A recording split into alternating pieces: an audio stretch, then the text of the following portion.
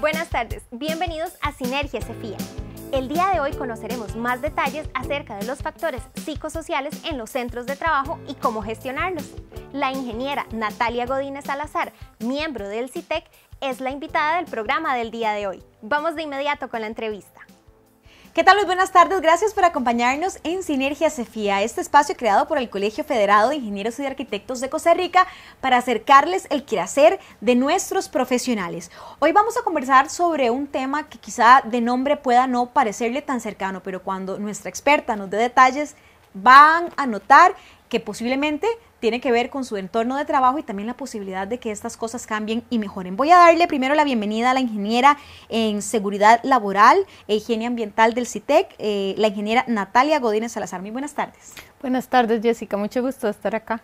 Muchísimas gracias por acompañarnos. Y hoy vamos a conversar sobre cómo gestionar los factores psicosociales en los trabajos. Empecemos, doña Natalia, con ¿de qué estamos hablando?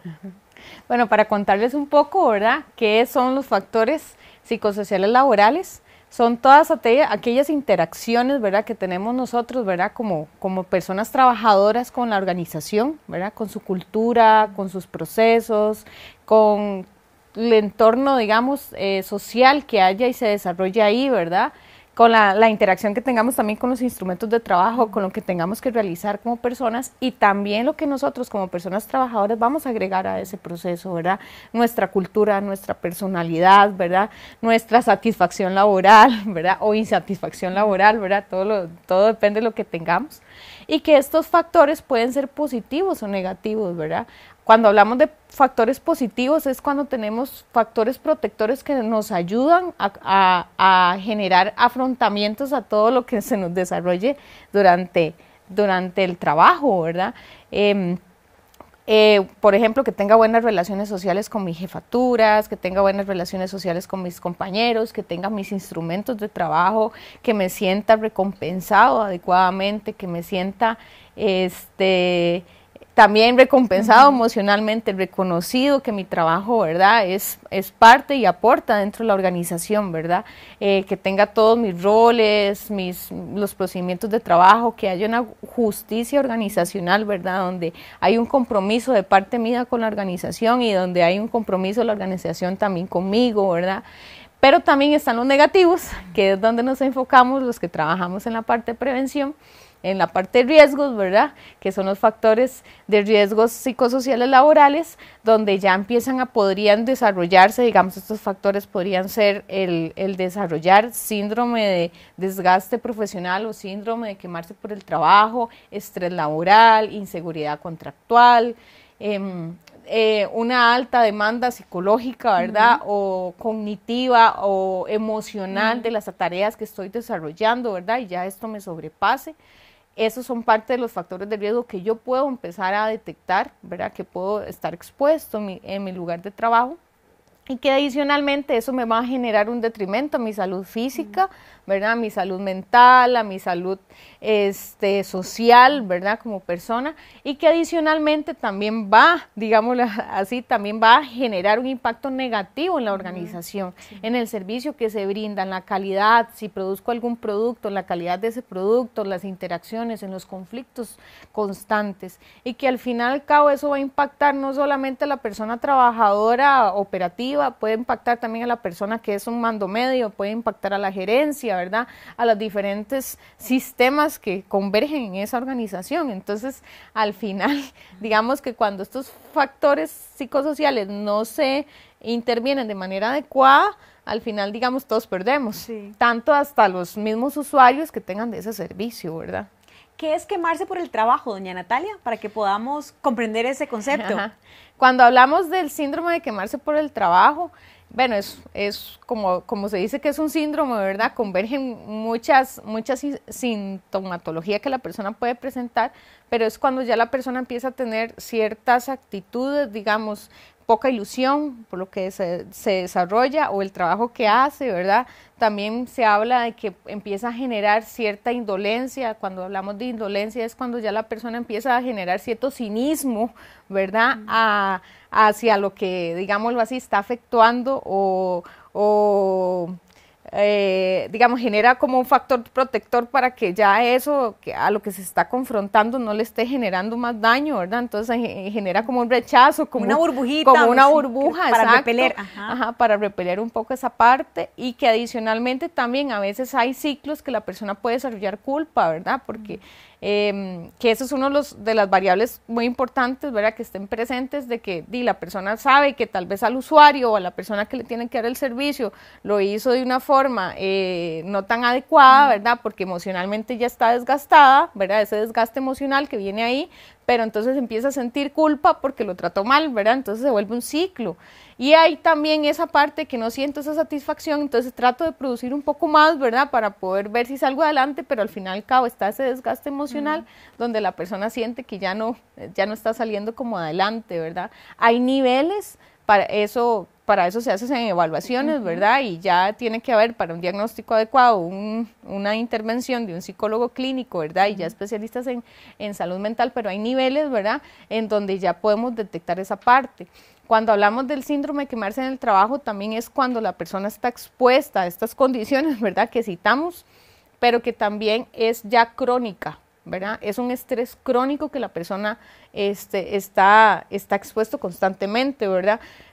Cuando hablamos de estrés laboral, hablamos de un estrés agudo, pero cuando este estrés agudo, digamos, se vuelve crónico, es donde se puede desarrollar este tipo de síndrome. Y el problema es que cuando ya la gente cae en un nivel alto, es muy difícil, es muy complejo volverlos a recuperar, ¿verdad? Entonces, por eso nosotros nos enfocamos en la prevención, en detectar las condiciones existentes en los lugares de trabajo para evitar que las personas caigan en una situación de salud en esta complejidad, exactamente, que ya es más difícil de volver o revertir, digámoslo así. Doña Natalia, ¿cómo, para quienes están en casa escuchando, ¿verdad? Y puede decir, uy, a veces me siento muy agotado o me siento desanimado, puede confundirnos esa situación porque somos humanos, son emociones muy naturales. ¿Cómo puedo diferenciar esa línea tan delgadita quizá en lo que usted está explicando? ¿Es normal que yo a veces me sienta sobreagotado? ¿Es normal que a veces me sienta desanimado? ¿Cuándo no es normal? ¿Cómo lo diferencio? Digamos, obviamente ya ahí tendría que intervenir un especialista en la parte de salud mental.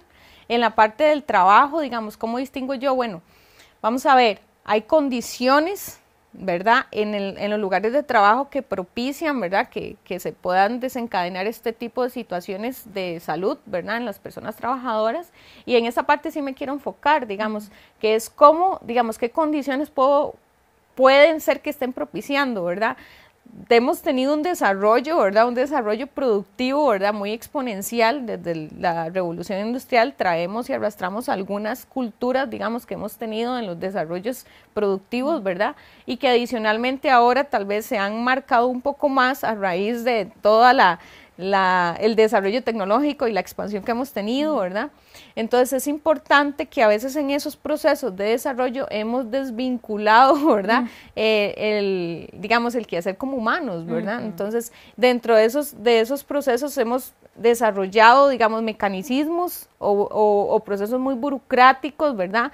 Donde hemos perdido algunas veces los profesionales el control de hacer propuestas o autonomía en poder tomar ciertas decisiones, ¿verdad? Porque hay procesos tan mecanizados que ya nos dicen qué hacer y ya perdimos como hemos ido perdiendo ciertas habilidades para desarrollar nuestros propios criterios profesionales, ¿verdad? Y eso menos humanos, pero entre comillas, quizás hacemos cosas más mecánicas y luego pensamos, tal vez no dominó tanto mi lado humano, mi sentimiento. Sí.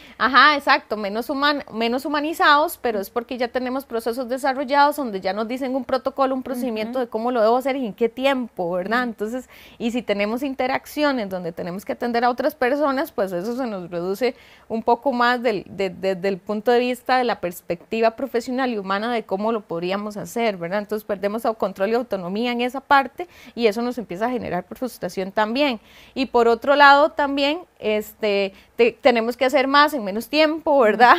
Y también tenemos desarrollos donde hay una alta demanda de parte de los usuarios, ¿verdad? Llámese usuarios internos en una organización o llámese usuarios externos, llámese cualquier tipo de servicio, de salud, de llamadas, de educación, ¿verdad? Donde la exigencia y la agresividad de esa exigencia es bastante alta, ¿verdad? Y donde nos exigen tener un control emocional pero el usuario no lo tiene, ¿verdad? Entonces somos depositarios de todas esas emociones y de todas esas cosas que las personas también nos externan cuando nos demandan un servicio, pero nosotros tenemos que mantenernos muy ecuánimes, ¿verdad? Para poderlo dar, pero tampoco tenemos espacios o no tenemos una educación emocional que nos permita de alguna manera de poder manejar esas emociones que generamos ahí de una forma adecuada, ¿verdad? Entonces todas esas partes y esos desarrollos productivos que hemos traído arrastrados, no nos permiten, ¿verdad?, ser conscientes de qué es lo que nos está haciendo sentir y cómo nos está enfermando y qué cosas nos está contrayendo eso. Pero son condiciones de trabajo generadas, ¿verdad? Y esta parte es muy importante porque, bueno, yo puedo detectar en mí algunas situaciones, ¿verdad?, y algunos sentimientos y algunas cosas que mi cuerpo y hasta mi mente y mis pensamientos me están haciendo ver, ¿verdad?, pero que esas condiciones tienen que ser corregidas en el ámbito laboral, ¿verdad? No está en el control del trabajador poder hacerlo todo, ¿verdad? Obviamente puedo generar mis estrategias de afrontamiento, puedo buscar ayuda psicológica y ayuda mental, ¿verdad?, para que esto me ayude a manejarlo. Sin embargo, si la condición sigue existiendo, pues voy a caer en el bucle otra vez, ¿verdad? Claro. Yo siempre lo asemejo a los que trabajamos en prevención, como por ejemplo, cuando trabajamos en ruido, ¿verdad? Yo no puedo sentar a un trabajador y educarlo cómo usar unos tapones y no controlé el ambiente, no controlé la máquina o resulta que lo estoy exponiendo más del tiempo que debería, pero pienso que ya educándolo de cómo tienen que usar los tapones y que él sepa que puede generar algunas condiciones fisiológicas sobre esa exposición y ya con eso estoy, no, es que tengo que ir a controlar el medio, tengo que ir a controlar la condición para que esa persona no genere un deterioro auditivo. Igual es en esto, o sea, yo puedo, ¿verdad?, porque hay gente que piensa que con un taller de estrés o con cosas de estas, bueno, obviamente van a aportar al trabajador y es parte de la promoción que podemos hacer, pero necesitamos ir los que trabajamos en salud ocupacional con la parte multidisciplinaria, la parte de recursos humanos, psicológica, ¿verdad?, médica, enfermería, o sea, varias áreas las pueden integrar, hacer una intervención en esas condiciones para poder disminuir la probabilidad de que las personas se nos enfermen o los que ya están presentando y su exposición merme, ¿verdad?, que esa es la parte más importante. Hacemos una pausa y al regresar vamos a seguir conversando sobre los factores psicosociales en los espacios de trabajo. Bienvenidos a Casa Citec.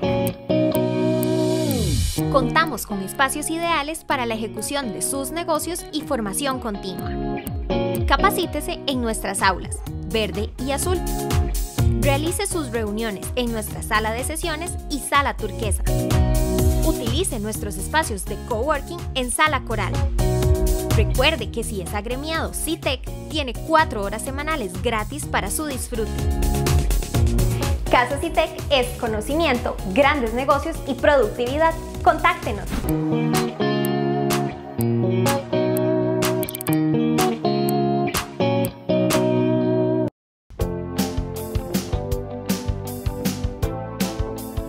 Continuamos aprendiendo sobre cómo gestionar los factores psicosociales en los centros de trabajo.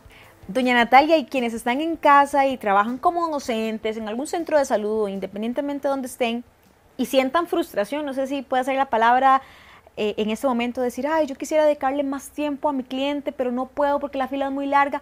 ¿Qué hace uno en esos casos? ¿A dónde puedo acudir yo como trabajador si es que estoy identificando eso y que no me genere esa emoción y que además me permita ser más eficiente? ¿Qué hago? ¿A dónde voy? Bueno, aquí sería interesante ver, digamos, en las organizaciones, ¿verdad? Hay espacios de las áreas de salud ocupacional, me imagino que también, si existen también oficinas de planificación, ¿verdad? Para poder verificar, digamos, esos tiempos que se están estableciendo, la cantidad de personal para atender, ¿verdad? Para ver si eso puede, digamos, generar alguna mejora, ¿verdad? Esto es muy importante, digamos, que cuando se hacen intervenciones de los factores de riesgo psicosociales en los centros de trabajo, donde haya siempre una participación activa de parte de los trabajadores, donde ellos externen, digamos, todas estas cosas que perciben, cómo se pueden mejorar y que eso, digamos, tenga un impacto sistémico dentro de la organización, ¿verdad? Porque no es algo que salud ocupacional pueda ir a mejorar inmediatamente, sino va a tener un impacto, ¿verdad?, en el recurso humano, en el recurso humano disponible, de cómo se planifica, de cuánto se quiere atender, de cómo se cómo se visualiza ese servicio que da esa organización, ¿verdad? Entonces es importante que todo esto tenga un impacto en todas las diferentes áreas y de cómo, ¿verdad? Cómo se brinda servicios y hacia dónde se quiere proyectar y cómo quieres que estén esas personas que dan ese servicio a sus clientes, ¿verdad? Entonces, tiene que ser una proyección organizacional de esa mejora. Entonces, es importante que el trabajador externe, que busque el mecanismo dentro de su organización donde sea escuchado y que ojalá haya un mecanismo dentro de la organización que les ayude a que eso tenga un impacto, ¿verdad? Esa es la parte más importante, que tenga un impacto y que ellos lo perciban y que ellos vean esa mejora. Doña Natalia, ¿es normal o no, digamos, o está bien o puede considerarse como un factor de riesgo que los trabajadores, alguien que esté en la casa diga, bueno, es que yo salgo de mi jornada laboral, pero sigo pensando, mi cabeza sigue pensando en el trabajo? ¿Eso está bien? ¿Es parte de lo que nos sucede como ciudadanos, como seres humanos, o hay una línea que no deberíamos cruzar? Digamos, es normal que nos pasen los procesos productivos que estamos inmersos ahora en la tecnología, ¿verdad? En que siempre estamos conectados, pero lo ideal es que siempre las personas tengan un mecanismo de desconexión, ¿verdad? Y que también empecemos a revisarnos nosotros mismos, ¿verdad? Y ver nuestro interior, de qué necesitamos, ¿verdad? Y qué queremos y qué necesitamos para descansar y qué necesitamos para sentirnos más relajados y qué necesitamos para volvernos a restablecer como personas, ¿verdad? Es importante que nosotros tenemos un sistema biológico, que ese sistema biológico necesita sus procesos fisiológicos, metabólicos, ¿verdad? Normales para poder volver a funcionar de manera adecuada, ¿verdad? Y cuando esos mecanismos de desconexión y esos mecanismos de descanso y esos mecanismos de restauración no los tenemos, y es donde posteriormente van a aparecer después las enfermedades, ¿verdad? Ya sean enfermedades físicas o enfermedades mentales. Entonces es importante de que seamos conscientes, ¿verdad? De que esos procesos los tengamos o los estemos propiciando también de forma individual, ¿verdad? En esa misma línea de prevenir un poco, ¿verdad? Que se nos vaya a complicar alguna situación, ¿qué puedo hacer yo para entender que hay alguna alarmita encendida? Por ejemplo, si a mí en casa me dicen, papá, mamá, es que usted viene hablando de trabajo y solo quiere hablar de trabajo, esa es una señal que podría estarme dando la alerta de que quizá en el trabajo se necesita hacer algún proceso de nuevas cargas laborales o de entender que estoy teniendo un problema allí. Es importante, bueno, es importante que también acudamos a los especialistas, digamos, de la salud mental, ¿verdad?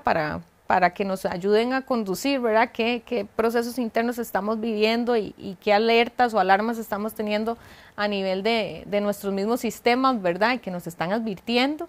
Y que por otro lado, digamos, si yo siento o puedo externar algo, alguna situación o condición en el trabajo y que yo veo que mis compañeros la están viviendo de una forma similar, también pueda estar advirtiendo al patrono sobre el mecanismo que haya dentro de la organización sobre que esa situación se está dando, se está presentando, ¿verdad? Porque también muchas veces estos procesos de exposición laboral a ciertos factores de riesgo los vivimos muy en solitario, ¿verdad? Sí. O pensamos que solo nosotros lo estamos percibiendo de esa forma, pero a veces cuando hablamos con otro compañero vemos que él también siente lo mismo, el otro lo percibe de una forma similar, entonces que ya hay una condición ahí existente que tal vez y lo más sano, ¿verdad?, que uno siempre trata de que ojalá en una organización exista, es que existan mecanismos sanos, confidenciales, donde el trabajador pueda expresar, ¿verdad?, estas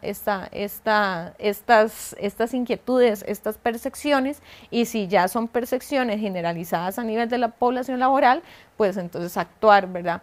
También es muy importante que si aplicamos algún tipo de evaluación, ¿verdad?, esta sea de una forma confidencial, que sea de fines estadísticos, que nos permitan poder verificar, indagar un poco en la causalidad y que también de alguna forma también si el trabajador externo participa en un proceso, digamos, que ya es más cualitativo, que también toda esa información se mantenga confidencial, pero que nos permita, digamos, a las áreas que hacemos este tipo de intervenciones en poder generar mecanismos de control que sean efectivos de acuerdo a lo que el trabajador está externando, pero que siempre todo esto se mantenga siempre en una comunicación constante, en que la herramienta que yo, digamos, respondí, en que la herramienta en que yo participé se mantenga en una situación confidencial, pero que también sea utilizada de manera correcta para generar las mejoras y que yo sé que eso va a tener un impacto para mí, ¿verdad? Porque también es muy complejo de uno como trabajador revelar información muy interna, ¿verdad? Sí. Y que esto al final no dé ningún resultado, ¿verdad? Entonces, también que los que aplicamos este tipo de evaluaciones o los que vamos a con certeza aplicar una evaluación de factores de riesgo psicosocial, estemos también enterados en que lo que nos van a revelar es información muy sensible, ¿verdad? Y que también el trabajador tiene que percibir que hay una mejora y que él va a ser parte de esa mejora con una participación activa, ¿verdad? Porque esa es la parte más fundamental, ¿verdad? Que el trabajador siempre participe de una forma activa para que se sienta parte de eso y que la información es manejada de una forma correcta, adecuada y con una comunicación muy transparente de cómo se va a utilizar, qué alcance va a tener y cuál va a ser la participación y el impacto que se está buscando sobre eso, ¿verdad?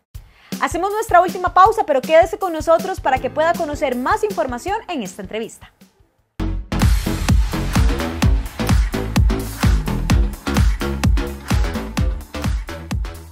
Nos interesa su desarrollo profesional y es por ello que ponemos a su disposición nuestros cursos virtuales, los cuales le ayudarán a mejorar su negocio y estilo de vida.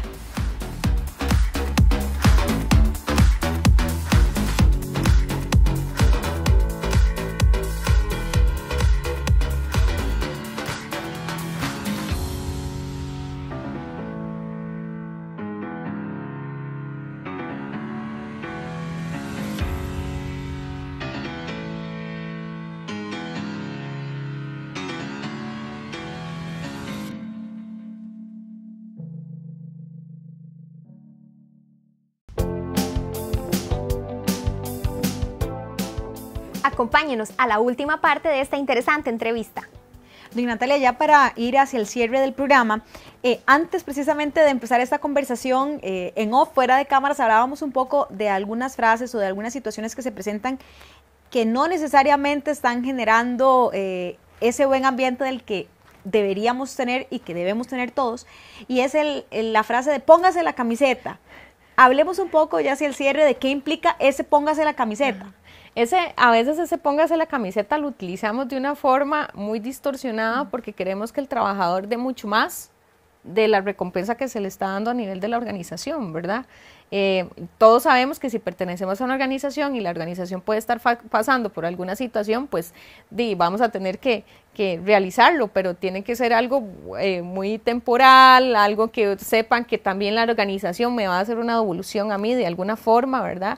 Este compromiso que hablamos mucho de justicia organizacional, ¿verdad? Donde yo me comprometo con la organización, pero la organización también se compromete conmigo, ¿verdad? De que si hay algo, un trabajo que sacar, porque sabemos que todos vamos a ganar ahí, ¿verdad? Porque la organización va a ganar mucho, ¿verdad? O porque hay algo que hay una fecha límite de sacar y el trabajador se comprometió y lo realizó y todo salió beneficioso, ¿verdad? Qué dicha, pero si en algún momento un trabajador tiene una necesidad, ¿verdad? Ya sea por una situación personal, por una situación de salud, necesita un tiempo para poderla atender o lo que sea, sepa que se le va a retribuir también desde ahí, donde hay un trato equitativo, ¿verdad? Donde también, como yo les decía, recibo una compensación económica por el trabajo que realizo, por las horas que trabajo, por lo que le dedico, ¿verdad? Que ya en Costa Rica está establecido por ley, ¿verdad? ¿Cuál es un salario mínimo, ¿verdad? Sí. Las horas extraordinarias y todo lo que tiene que ser por ley.